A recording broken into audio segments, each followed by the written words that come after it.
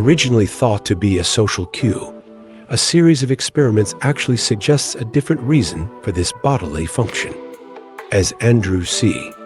Gallup, Ph.D., a postdoctoral research associate at Princeton University, told Webb, the reason for yawning might be that it cools the brain. The stretching of the jaw to yawn increases blood flow in the neck, face, and head.